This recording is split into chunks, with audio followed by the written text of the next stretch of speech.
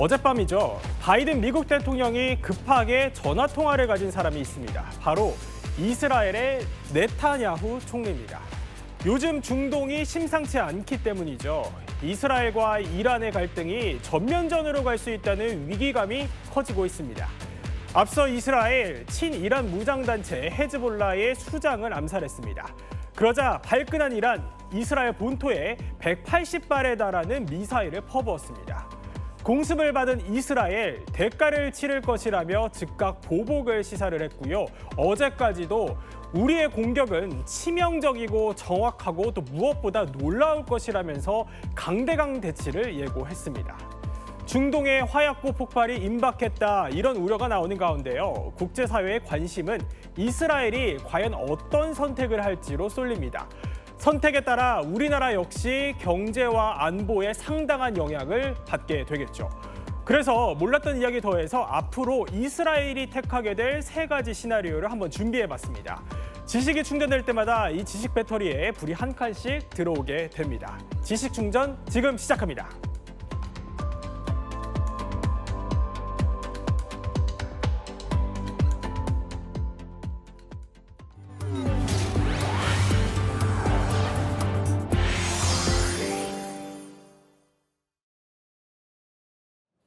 네, 3분의 이야기 마스터와 함께 이야기 나눠보겠습니다. 네, 지금 저희 뒤로 사진이 하나 뜨네요. 네, 임영건님, 지금 보니까 이게 무슨 철근같이 생긴 걸 사람들이 들고 있는 모양새인데 저게 어떤 장면이죠? 저 장면은 이란이 얼마 전에 이스라엘로 180발에 달하는 미사일 공격을 했지 않습니까? 네. 그 미사일이 파테 시리즈의 HCM이라는 미사일인데 이게 단분리를 합니다. 그러니까 저거는 저 사람들 들고 있는 것은 그 미사일의 추진체 부분이죠. 네. 저걸 팔레스타인 사람들이 왜 들고 있냐? 저거를 단분리를 할 때 팔레스타인 서부 지역에서 단분리를 한 거예요. 근데 그럼 추진체가 떨어지겠죠. 떨어지는 추진체에 길 가던 무고한 팔레스타인 민간인이 맞아서 그 자리에서 사망하셨습니다. 그래서 굉장히 격노하고 있는 상황인 거죠. 그렇군요. 박 교수님, 그런데 우리가 사실 통상적으로는 이스라엘 하면 뭐 팔레스타인과의 전쟁을 많이 얘기합니다. 그런데 최근에 왜 이스라엘과 이란 이렇게까지 갈등을 하게 되는 거고 또 전 세계가 주목을 하게 된 걸까요? 사실은 이제 이란이 이스라엘과는 한 2,000km 떨어져 있는 곳이거든요.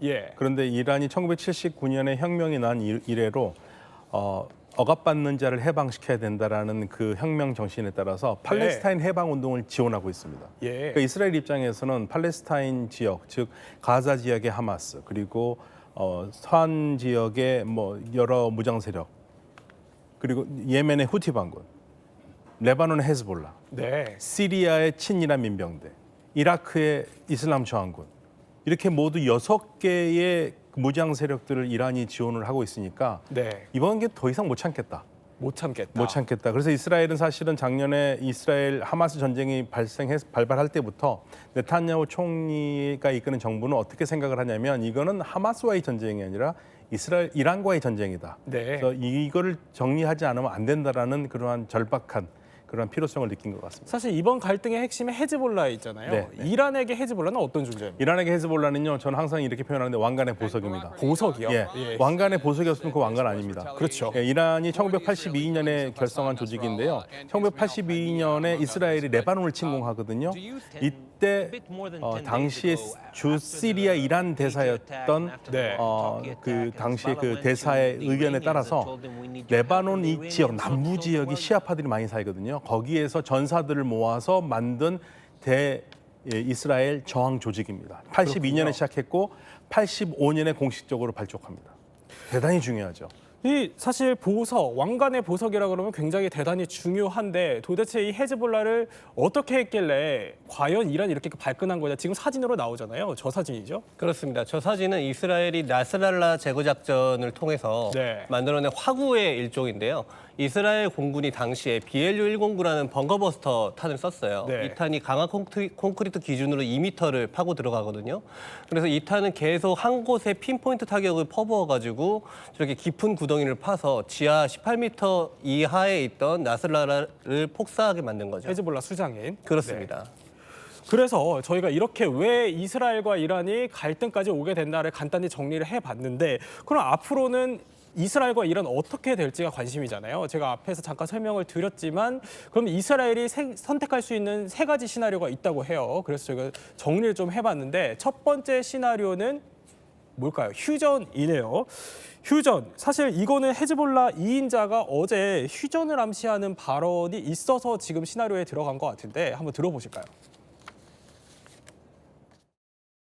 بعد أن يترسخ موضوع وقف إطلاق النار وتستطيع الدبلوماسية أن تصل إليه كل التفاصيل الأخرى. 박 교수님, 네. 그렇게 헤즈볼라 측에서 휴전을 얘기를 하지만 진짜 휴전 가능성이 있나요? 속내가 어떻습니까? 지금 사실은 헤즈볼라 상황이 어려운데요. 지도부가 거의 다 지금 사망했습니다. 네. 이스라엘이 표적 살해를 했는데요. 일단 7월 30일에 파드 슈크르라는 2인자가 목숨을 잃었고요. 그리고 나서 하산 나스랄라, 네. 하산 나스랄라가 죽은 다음에 다음 차기 지도자로 거론되던 사람마저도 이스라엘이 제거를 했거든요. 네. 그래서 지금 사실 그 다음 수장이 누가 될지도 지금 아직 잘 모르는데 이걸 또 밝힐 수가 없는 게 하더라도 밝히면 또 암살을 할 거거든요. 네. 그러니까 이 정도로 지금 헤즈볼라의 지도부가 흔들리니까 물론 중간 지도부라든지 하급 관리들은 문제가 없겠습니다만은 일단 지도부가 흔들리면 일단 명령 체계가 안 쓰잖아요. 네. 현재로서는 헤즈볼라는 이 위기를 벗어나야 되는 지금 절박한 상황이죠. 그러니까 휴전을 원할 수 있을 겁니다. 그렇군요. 그런데 김 교수님, 네. 사실 헤즈볼라와 이스라엘 서로 휴전을 하기 위해서는 내세운 조건들이 있었다면서요? 맞습니다. 이스라엘 입장에서는요, 이 헤즈볼라가 레바논 남부에서 좀 철수 좀 하라는 것입니다. 남부요? 그래서 예. 네, 리타니강 좀 북쪽으로 이동을 해서 네. 거기서 미사일 공격 좀 이제 그만하라는 것이고요.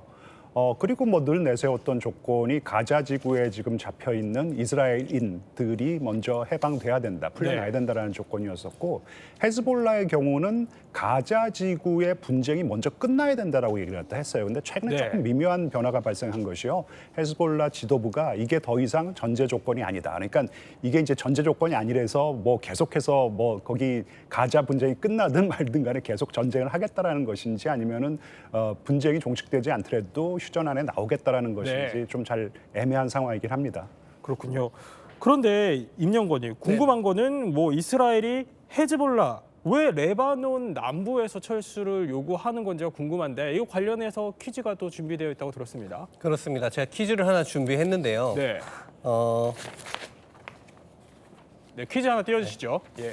퀴즈 하나 준비했는데 네. 헤즈볼라 땅굴에는 땡땡땡도 있다. 땡땡땡도 있다. 저게 뭐 레바논 남부와 관련이 있는 내용인 건가요? 우리 모든 가정에도 하나씩 있는 게 헤즈볼라의 땅굴에도 있습니다. 아 그래요? 네. 한번 교수님 정답 알고 계십니까? 인터넷 아닐까요? 인터넷. 땅굴에서 인터넷도 할 수 있다. 예. 저는 들은 것 같아요. 땅굴에서 테레비. TV도 보겠죠. TV. 예. 정답이 뭡니까? 정답은 냉장고입니다. 냉장고요? 실제로 있나요, 땅굴에 냉장고가? 그렇습니다. 지금 화면이 하나 준비되어 있는 걸로 알고 있는데요. 네네. 헤즈볼라 땅굴, 그러니까 갱도를 안에 살펴보면은 무기고도 있지만 저렇게 냉장고도 보관을 해놓고 그 안에 상당량의 식료품을 저장해 놓고 있습니다. 네. 장기 작전을 할 수 있다는 얘기죠. 지금 저 갱도는 이스라엘이 확인한 헤즈볼라 특수작전부대의 갱도 하나를 확인을 한 건데 냉장고, TV, 뭐 침대, 기타 무기고라든지 장기 작전을 할 수 있는 모든 시설이 갖춰져 있었습니다. 네. 그런데 왜 레바논 남부에서 철수를 하라 이런 조건이 저 땅굴이랑 뭔 상관이 있는 거죠? 헤즈볼라는 저 땅굴 내부에 지금 드론이라든지 뭐 로켓이라든지 아니면 이란으로 받은 순항 미사일이라든지 이런 장비들을 상당 부분 은폐시키고 있거든요. 이스라엘 공습을 대비해서. 그리고 저 땅굴들을 기점으로 해서 시리아로부터 들어오는 이란으로부터의 지원되는 군수품을 땅굴망을 통해서 받아들입니다. 그리고 전방 지역으로 무기나 물자들을 추진해 놓고 헤즈볼라의 전사들이 저 무기랑 물자를 가지고 국경 지역에서 이스라엘군을 습격하기도 하고 교전도 벌이고 장기전을 수행을 하도록 유도를 하는 거죠. 네. 과거에 2006년에 이스라엘이 레바논의 헤즈볼라를 공격을 했던 전쟁이 있었는데 그때 이스라엘이 큰 효과를 달성하지 못했습니다. 그 이유는 당시 이스라엘군은 그 당시 유행했던 EBO, 효과 기반 작전을 헤즈볼라 대상으로 수행을 했는데 네. 헤즈볼라는 국가가 아니죠.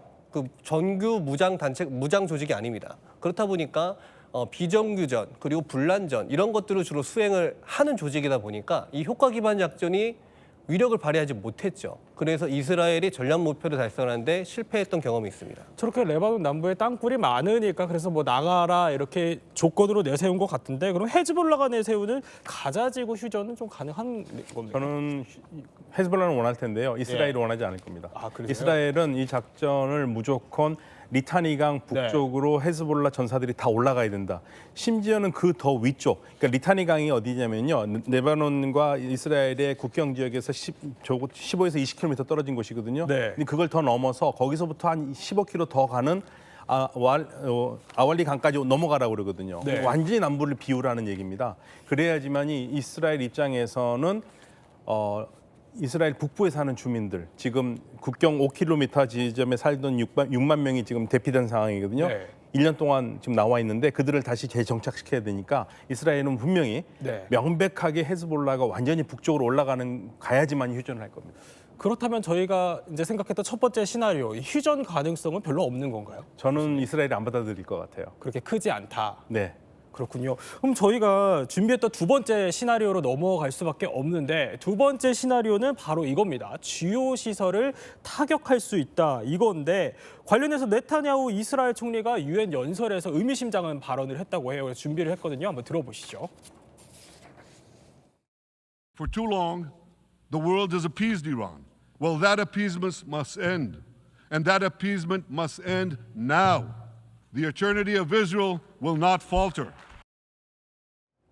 사실 뭐 이란의 주요 시설이다라고 하면은 군 그리고 석유 관련 또 마지막으로 핵 관련 시설인 거잖아요. 그렇습니다. 군사 시설을 타격하게 될 경우에는 어떻게 되는 겁니까? 가장 이스라엘이 표적으로 노릴 수 있는 것은 지금 사진으로 나오는 장면인 바로 케르만샤주에 있는 이란의 탄도탄 지하 갱도입니다. 지하 갱도요? 네. 북한으로부터 기술을 전수받아서 만든 지하 기지인데 지금 보시는 것처럼 중장거리 탄도탄들을 저 텔에 장전시켜 놓은 상태로 지하 갱도 안에서 보관을 하고 있거든요. 그것들을 밖으로 끄집어내서 기립해서 쏠 수도 있고 어떤 기지 같은 경우는 저 지하 안에서 미사일을 기립시켜가지고 사일로 방식으로 사격하는 곳도 있습니다. 그래서 저런 곳들이 가장 타격받기가 쉽고 이스라엘 입장에서도 타격하는데 큰 부담이 없죠. 군사시설이니까. 지하에 상당히 많은 미사일이 보이네요. 지금 영상으로만 봐도 상당한 미사일들이 보이는 것 같은데 저기를 타격해도 그렇게 큰 문제는 없는 겁니까? 군사시설이니까 지금 이스라엘 입장에서는 우리들이 먼저 공격받았다. 그러니까 우리도 보복하는 입장에서 너희들이 군사시설을 타격하겠다. 그리고 실질적으로 이란이 이스라엘을 타격할 수 있는 거의 유일한 자산이 중장거리 탄도탄들이기 때문에 저 기지들을 공격하는 것은 이스라엘 입장에서는 큰 부담이 없을 겁니다.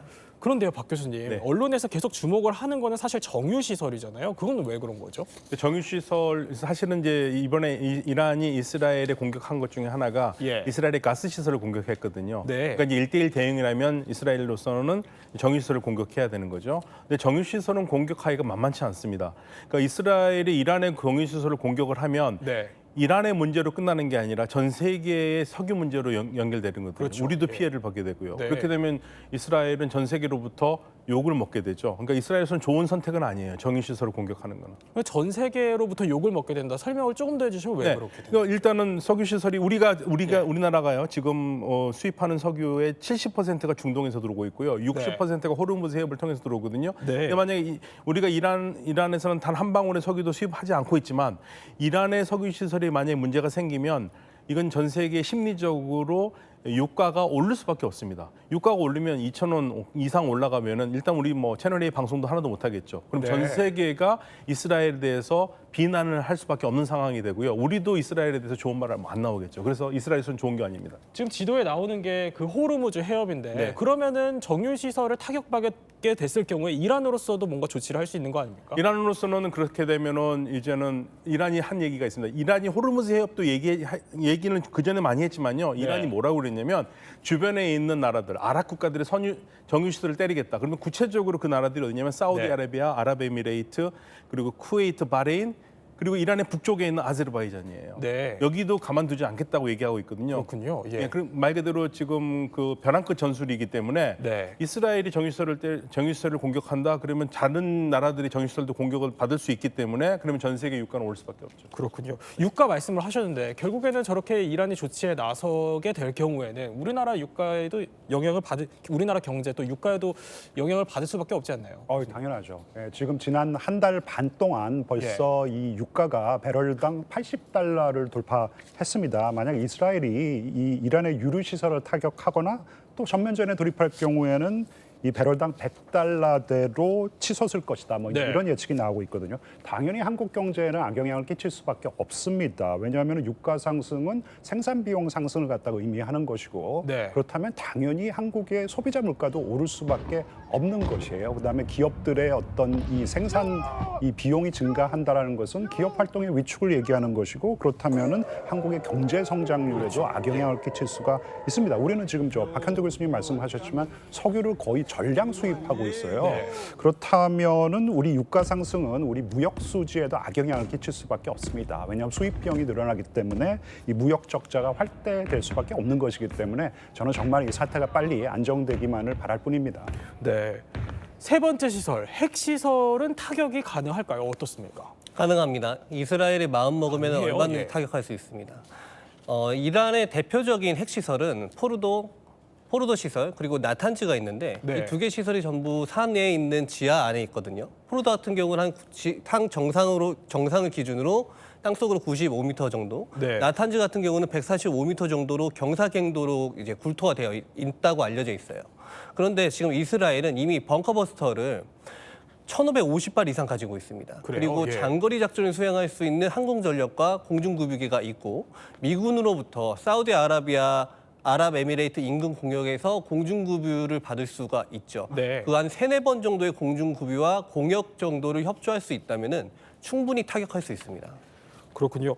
김 교수님, 그런데 오늘 새벽에 어쨌든 간에 바이든 대통령이랑 네타냐후 총리가 통화를 했습니다. 네네. 저 정도까지는 못 이뤄지게 바이든 미국 대통령이 좀 중재에 나섰을까요? 어떻게 좀 예상하십니까? 계속 중재 노력을 해왔었죠. 예. 사실 작년 10월 7일 이 하마스가 이스라엘 상대로 대규모 테러 공격을 감행한 다음부터 바이든 대통령은 이스라엘 너희들이 보복할 권리가 있다 그랬는데 좀 대칭적으로 해달라고 부탁을 했어요. 근데 이제 어느 순간에 좀 보복이 선을 넘었다라고 생각한 다음부터는 네타냐후를 계속 만류를 했었고 그리고 네. 중재를 하려고 노력을 많이 했습니다. 근데 이스라엘이 네타냐후가 말을 안 듣고 있는 상황입니다. 그렇죠. 이번에도 예. 전화하면서 야, 네타냐후 수상 좀 적당히 좀 해라 뭐 이제 이랬을 것 같은데 전화를 종료하고 난 다음에 네. 나오는 얘기가 지금 이스라엘이 굉장히 치명적이고 정말 엄청난 보복을 할 것이다. 뭐 이렇게 지금 다짐하고 있다는 것이고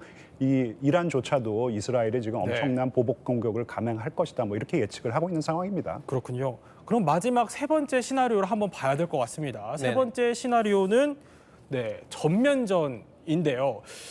이 전면전까지 가는 거는 정말 우려되는 상황인데 이거는 시나리오가 좀 어떻게 됩니까? 전면전의 사전적 의미를 좀 살펴봐야 될 것 같아요. 예. 전면전이라는 것은 국가의 모든 역량을 동원해서 전쟁을 수행하는 것을 뜻합니다. 즉, 육해 공군을 포함해서 모든 전력이 투입돼야 되고 사회, 경제, 외교, 정치, 문화 네. 모든 것들이 다 동원돼야 되는 게 전면전이죠. 쉽게 얘기하면 1, 2차 세계대전이나 이란, 이라크 전쟁을 예로 들 수 있습니다. 네.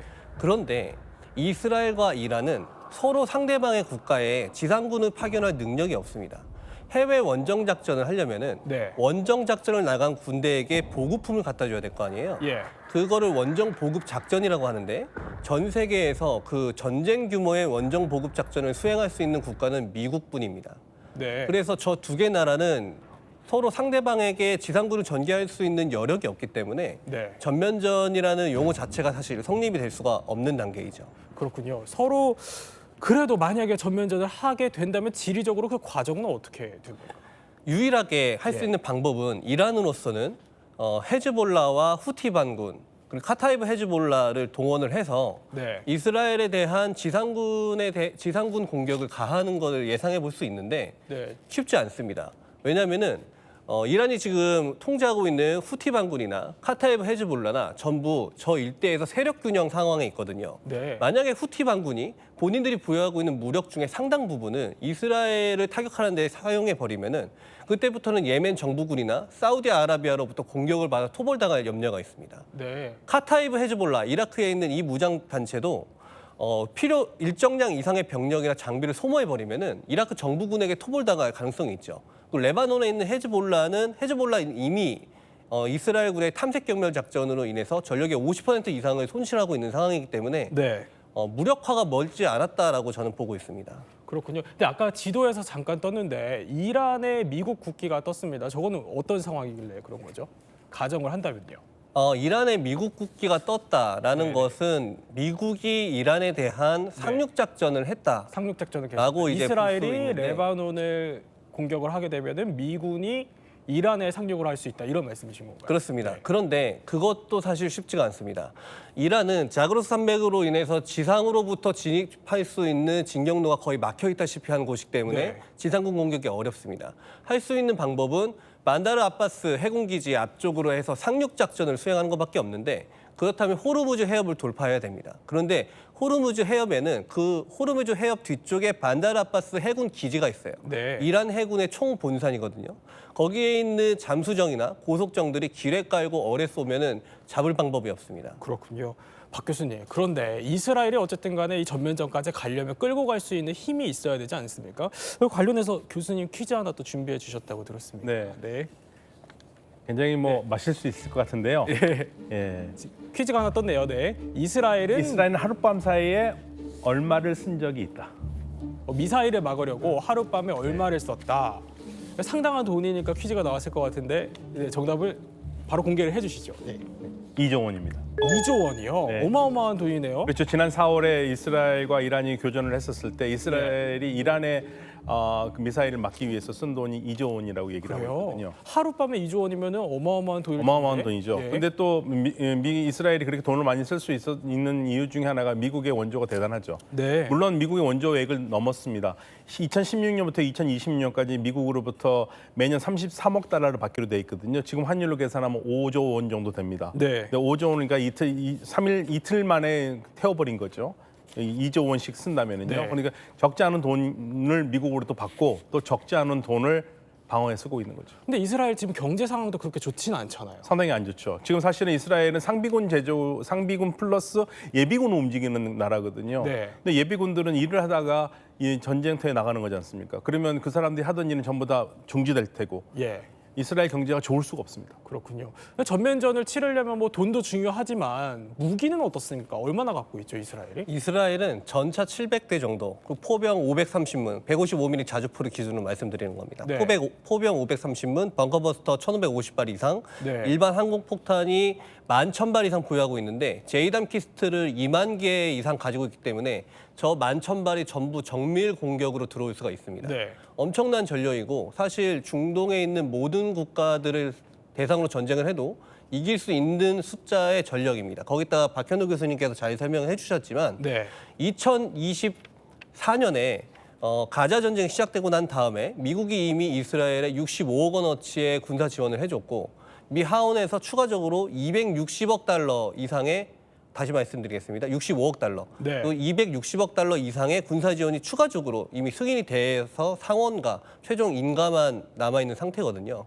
그래서 이스라엘은 사실 자원에 대한 걱정은 크게 하지 않고 전쟁에 임하고 있습니다. 그런데 최근에 마크롱 프랑스 대통령이 이스라엘에 대한 무기 지원을 끝내야지 전쟁이 끝난다 이런 발언을 한 것으로 알려졌는데 그럼 서방 세계의 무기 지원이 끊기기 시작하면 이스라엘도 좀 곤란한 거 아닙니까? 그게 쉽지 않을 겁니다.